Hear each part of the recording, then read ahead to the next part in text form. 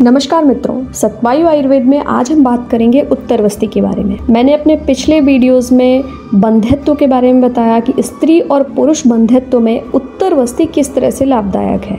उत्तरवस्ती क्या होती है, कौन कौन सी बीमारियों में कौन कौन से विकारों में दी जाती है, इसके अलावा उत्तरवस्ती कैसे दी जाती है, इसे कब देना चाहिए, इन सभी के बारे में, स्पेशली स्त्रियों में बंध्यत्व में या फिर ट्यूबल ब्लॉकेज में उत्तरवस्ती कैसे दी जाती, उत्तरवस्ती के बारे में पूरी जानकारी के लिए इस वीडियो को अंत तक देखें और इस तरह की अन्य जानकारियां प्राप्त करने के लिए हमारे चैनल को सब्सक्राइब करें। उत्तरवस्ती आयुर्वेद में बताया गया एक पंचकर्म है। पंचकर्म यानी कि वमन, विरेचन, बस्ती, नस्य और रक्तमोक्ष, जिसमें बस्ती बहुत इंपॉर्टेंट है। हमने इन सभी पंचकर्मों के बारे में संक्षेप में जानकारी अपनी एक वीडियो में दी थी, जिसका लिंक आपको डिस्क्रिप्शन बॉक्स में दिया गया है। उत्तरवस्ती विशेष रूप से मूत्रवाह संस्थान और प्रजनन संस्थान की बीमारियों में लाभदायक है। उत्तरवस्ती यानी कि उत्तर मार्ग से दी जाने वाली बस्ती को ही उत्तरवस्ती कहा जाता है। उत्तर मार्ग यानी कि गुद मार्ग से दी जाती है साधारण वस्ती, और उसके आगे जो मार्ग होते हैं यानी कि मूत्र मार्ग और योनि मार्ग, इनसे जो वस्ती दी जाती है उसे ही उत्तरवस्ती कहा जाता है। इसका अर्थ है कि यूरोजेनाइटल सिस्टम से संबंधित जो भी दोष होते हैं उनके निराकरण के लिए,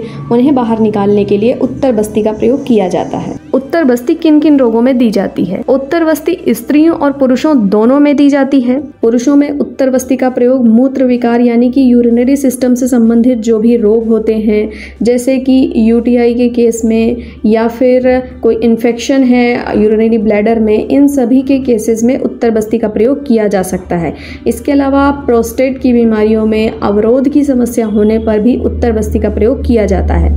इसके अतिरिक्त शुक्र दोष होने पर, क्लैब्य आदि रोगों में यानी कि बंध्यत्व की कंडीशन में, पुरुष बंध्यत्व में भी उत्तरवस्ती का प्रयोग किया जाता है। स्त्रियों में उत्तरवस्ती, वस्तिम उत्तरम वस्तिंच सर्वेषामेव दापेत, मतलब कि सभी मूत्र और शुक्र संबंधी विकारों में उत्तरवस्ती का प्रयोग देना चाहिए, उत्तरवस्ती का प्रयोग करना चाहिए। स्त्रियों में उत्तरवस्ती का प्रयोग ज्यादा व्यापक रूप से किया जाता है, क्योंकि स्त्रियों में बंध्यत्व के कंडीशन में, गर्भाशय से संबंधित विकारों में उत्तरवस्ती का प्रयोग किया जाता है। प्रोलैप्स या इंजरी के केस में जिसे योनि भ्रंश कहा जा सकता है। इसके अलावा मेंस्ट्रुअल डिसऑर्डर यानी कि रजो दोष, योनि दोष यानी कि वेजिनाइटिस, सर्विसाइटिस, योनि शूल की कंडीशन में, योनि व्यापद यानी रिप्रोडक्टिव सिस्टम से रिलेटेड किसी भी तरह के डिसऑर्डर में, अश्रगदर यानी कि व्हाइट डिस्चार्ज में, menorrhagia, amenorrhea, infertility, tubal blockage, इन सभी कंडीशंस में स्त्रियों में उत्तरवस्ती का प्रयोग किया जा सकता है। इसके अतिरिक्त स्त्रियों में भी मूत्र मार्ग की समस्याओं के लिए भी, यूरिनरी ब्लैडर से संबंधित समस्याओं के लिए भी उत्तरवस्ती का प्रयोग किया जाता है। विशेष रूप से स्त्रियों में जब भी आप किसी आयुर्वेदिक वैद्य से सलाह लेते हैं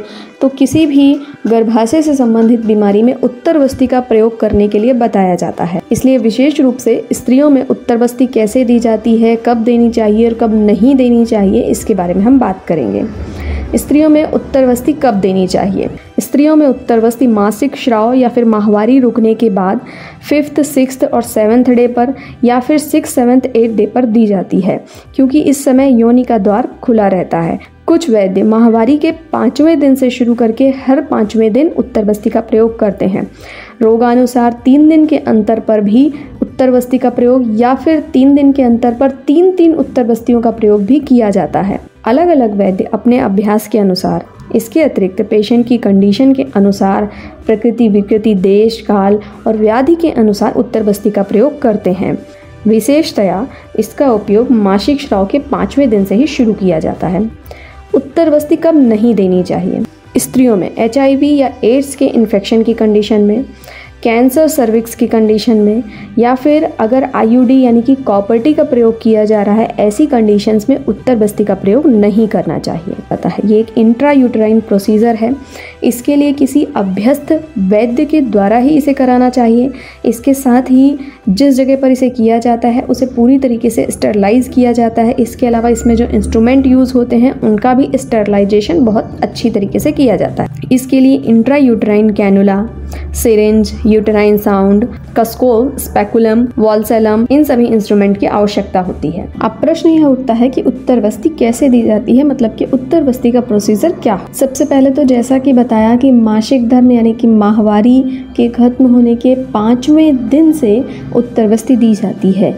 उत्तरवस्ती देने के पहले महानारायण तेल से अभ्यंग और स्नेहन किया जाता है, जिसमें कि पेट के निचले हिस्से में, पीठ, कमर और पैरों में अभ्यंग किया जाता है। स्नेहन के बाद स्वेदन किया जाता है। नाड़ी स्वेद के द्वारा इस स्वेदन किया जाता है। कभी भी किसी भी प्रकार की वस्ती अथवा उत्तरवस्ती में स्नेहन स्वेदन की बहुत इंपॉर्टेंस होती है। उत्तरवस्ती का प्रयोग ज्यादातर निरूह वस्ती या फिर सामान्य बस्ती क्रम के बाद किया जाता है। कई बार केवल एक निरूह वस्ती देने के बाद उत्तरवस्ती की जाती है और कई बार 7 दिन का अथवा 15 दिन का जैसे बस्ती क्रम को प्लान करके उसके बाद उत्तरवस्ती दी जाती है। इसके बाद योनि प्रक्षालन किया जाता है। योनि प्रक्षालन के लिए त्रिफला क्वाथ का प्रयोग किया जाता है।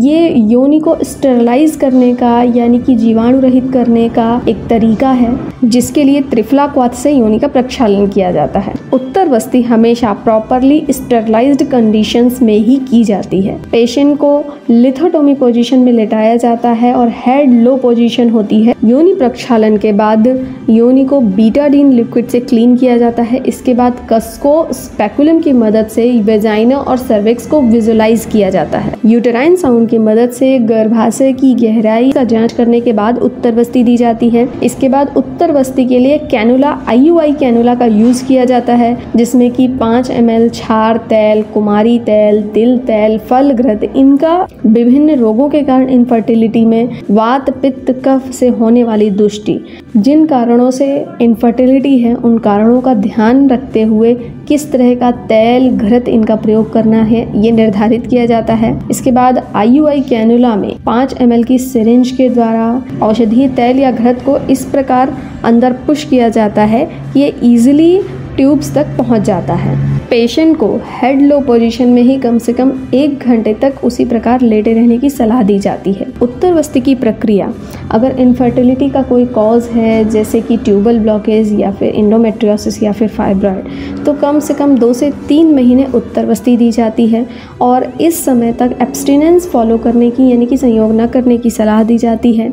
इसके बाद गर्भधारण आसानी से हो इसके लिए 3 महीने तक फल घृत के द्वारा उत्तरवस्ती दी जाती है, जिससे कि आसानी से महिला को गर्भधारण हो जाए। पुरुषों में उत्तरवस्ती मूत्र द्वार के द्वारा कैथेटर का प्रयोग करके ही दी जाती है। उत्तरवस्ती गर्भधारण न होने की कंडीशन में इनफर्टिलिटी में एक वरदान के जैसा है। इसके अतिरिक्त भी किसी प्रकार के रिप्रोडक्टिव सिस्टम डिसऑर्डर में या फिर योनि भ्रंश आदि कंडीशंस में भी उत्तरवस्ती बहुत लाभदायक है। उत्तरवस्ती का प्रयोग सदैव किसी आयुर्वेदिक ट्रेंड वैद्य की सलाह से ही करना चाहिए।